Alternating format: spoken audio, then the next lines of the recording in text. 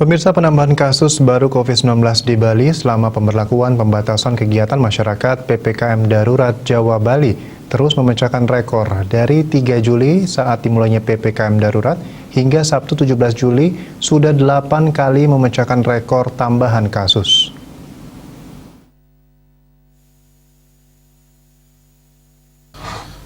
Data yang dihimpun dari Satgas Penanganan COVID-19 Bali dimulai pada 8 Juli sebanyak 577 kasus, kemudian pada 9 Juli bertambah 674 orang dan 10 Juli sebanyak 678 orang. Selanjutnya secara berturut-turut selama 5 hari yakni 13 Juli mencapai 723 orang, 14 Juli 791 orang dan 15 Juli 843 orang, 16 Juli 885 orang dan 17 Juli 1019 orang. Kematian tercatat 2 kali mencapai rekor saat PPKM darurat ini. Rinciannya sebanyak 22 orang pada 13 Juli dan 23 orang pada 17 Juli.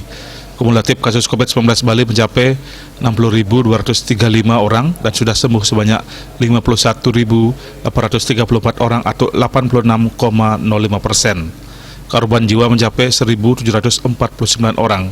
Rinciannya 1.743 WNI dan 6 WNA. Dia Dewi Bali Pos melaporkan.